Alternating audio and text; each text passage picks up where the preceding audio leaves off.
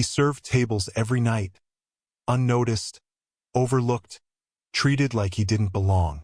A black waiter at one of New York's most elite restaurants, he was constantly humiliated, given the smallest tasks, while the high-profile patrons went to others. But one evening, everything changed in a single moment. A moment that would expose hidden talent, quiet dignity, and the ugly truth behind those who wield power without conscience. A billionaire watched silently, seeing what no one else dared to notice. What happens when someone finally witnesses your worth, and the world around you has been blind all along? Ethan Brooks was 28, tall and quietly remarkable, though few noticed. By day, he labored in construction, earning just enough to support his family after losing his father at 16. By night, he donned a crisp uniform and served tables at La Vignette, one of New York City's most elite restaurants. Despite his dedication, he was always assigned the least important tables, shuffled away from high-profile guests, and given menial tasks. Subtle reminders from the manager, Mr. Caldwell, that Ethan's potential was irrelevant. What Caldwell failed to see was that Ethan's mind was extraordinary. Early mornings found him at the Brooklyn Public Library, poring over books on languages, international business, psychology, and hospitality. Fluent in 6 languages, including German and Japanese, he quietly studied, planned, and prepared a future far beyond the restaurant's walls. He even funded an executive MBA through weekend translation work, carrying ambitions no one at La Vignette could comprehend. Yet, each insult, each ignored skill, and every humiliating task piled up quietly inside him, forming a resilience few could recognize. Ethan moved with calm precision, treating every challenge as a stepping stone. Still, there was a tension in the air, an unspoken awareness that his brilliance was being suppressed, a quiet storm brewing behind his composed demeanor. And that evening, as the restaurant doors opened to its usual elite crowd, neither Ethan nor Caldwell realized that everything was about to change. One guest, alone yet observant, would notice what everyone else overlooked, and set in motion a reckoning that would expose years of injustice. The evening at La Vignette began like any other, with its polished floors gleaming under dimmed chandeliers and the hum of clinking glasses and soft conversation. Ethan moved with practiced efficiency, balancing plates and trays, smiling politely, and speaking with a calm courtesy that few appreciated. Yet, every glance from Mr. Caldwell reminded him of his place. Caldwell often lingered nearby, assigning Ethan tedious chores, criticizing his pace, or publicly questioning his competence, all under the thin guise of managerial authority. Other staff watched silently, some uncomfortable, others indifferent. It was a quiet theater of humiliation that Ethan had learned to endure, turning each slight into fuel for his own ambition. That night, the tension escalated when Frau Muller arrived. The elderly German woman, frail but determined, attempted to explain her severe seafood allergy. Her words stumbled through the head waiter, lost in translation, met with impatience and dismissal. Ethan noticed her growing distress, the tightening of her hands, the anxious eyes scanning the menu for reassurance. He stepped closer, asking gently if he could assist. As he spoke in fluent German, her face transformed from fear to relief. She repeated her instructions, confirmed her dietary restrictions, and finally smiled. A simple act that carried immense gratitude. Ethan guided her order personally, ensuring every detail was observed. The moment did not go unnoticed. At a corner table, Isabella Hart, a billionaire known for observing human behavior in quiet anonymity, sipped her drink while her eyes followed Ethan's actions. She saw more than the service. She saw dignity, skill, and intelligence operating under suppression. Caldwell, oblivious to her presence, continued his subtle acts of control, reassigning Ethan to bus smaller tables, interrupting his service with unnecessary errands, and muttering thinly veiled racial remarks under his breath. Each comment, each act of condescension, went unnoticed by the majority, But Isabella's sharp gaze captured the injustice with precision. Ethan returned to his duties, carrying Frau Muller's generous $120 tip discreetly in his pocket, a small but potent acknowledgement of his capability. Yet, the day's routine reminded him of a broader struggle. Weeks of overlooked promotions, of skill ignored, of racial bias thinly masked as management, had created a reservoir of quiet frustration. But Ethan was patient. He had a plan. Each insult, each humiliation was documented meticulously in his notebook, recorded with a small digital device he carried. Every abusive comment, every degrading instruction became evidence, a methodical archive of injustice. As the dinner crowd thickened, the tension reached a new peak. Caldwell's arrogance grew unchecked, barking orders, publicly undermining staff, completely unaware that the very person he sought to diminish was gathering proof of his misconduct. The restaurant's atmosphere remained polished, yet beneath it simmered a conflict invisible to most, but not to Ethan or Isabella. Each interaction became a thread in a tapestry that would soon reveal the truth. By the end of the night, Ethan moved silently, almost invisibly, collecting evidence while serving tables. Isabella observed every detail, her mind already weaving a plan to reveal the inequality and arrogance that had long been hidden behind Lavignette's polished veneer.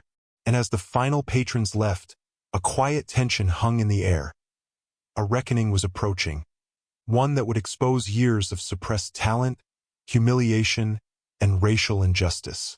Ethan's patience, skill, and strategic preparation were about to confront a system built to diminish him. The night of the high-profile Japanese investor reception arrived, and Lavignette was buzzing with anticipation. Guests in tailored suits and elegant dresses filled the dining room, unaware that a storm of truth was about to erupt. Caldwell, smug and overconfident, had no idea that the very waiter he belittled, the one he had humiliated for years, was quietly prepared. Ethan had activated his digital recorder. Every insult, every degrading instruction, every subtle act of racial bias had already been captured. Tonight, the evidence would speak louder than any words he had ever been denied. As the reception began, Caldwell barked orders, his arrogance swelling in front of the wealthy patrons. He told Ethan to remain in the kitchen, to serve only when summoned, oblivious to the quiet determination building within the young man. Then, in a single, heart-stopping moment, Isabella Hart, seated where Caldwell could not anticipate, triggered the playback. The restaurant's sound system carried every humiliating command, every belittling comment, every racially charged remark directly to the ears of 50 shocked investors. The room froze, conversations halted mid-sentence, glasses trembled in hands. Caldwell's face drained of color as the words he had dismissed as private and inconsequential now exposed him to the world. He stumbled for an explanation, stammered, tried to regain control, but the evidence was undeniable.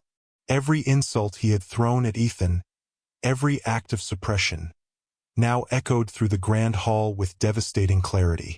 And then silence, heavy, suffocating, complete. The humiliation that Caldwell had so often inflicted on others now fell squarely upon him. Isabella stood, commanding attention, and declared her acquisition of the restaurant, announcing Ethan as the new general manager. The power dynamics had shifted in an instant. The oppressor was unmasked, the ignored talent vindicated. Ethan, calm but resolute, stepped forward to accept his new role. The crowd witnessed not just a change in management but the triumph of skill, dignity, and justice over prejudice. The night had revealed a truth long denied, that talent, preparation, and moral courage could dismantle even the most entrenched injustice. And as Caldwell's shoulders slumped under the weight of exposure, one question lingered in the room, unspoken but impossible to ignore.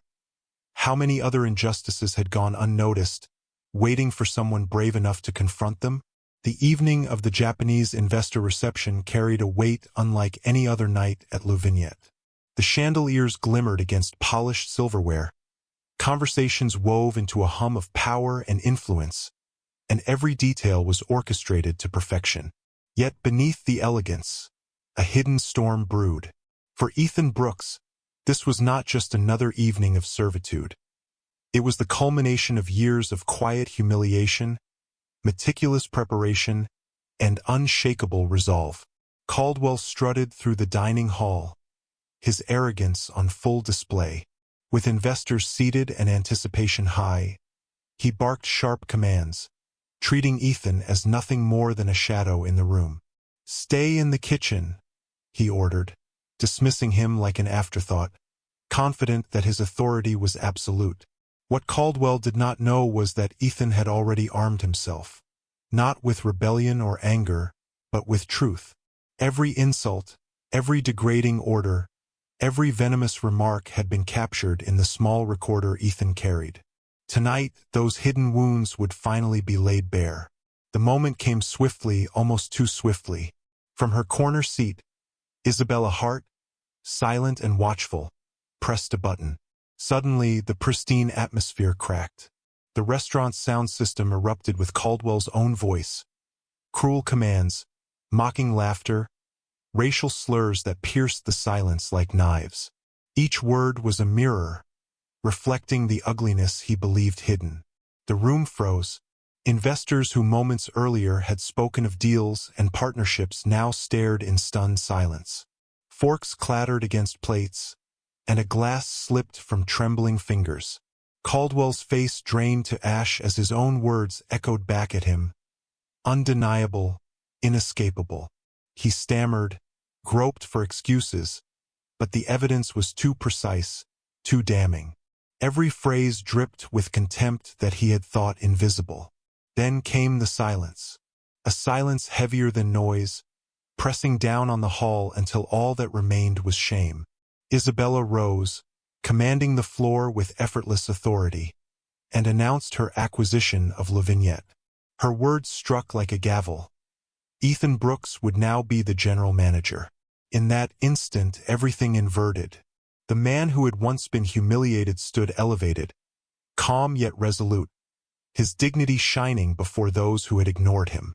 And Caldwell, the self-assured tyrant, stood stripped, exposed, a man undone by his own cruelty.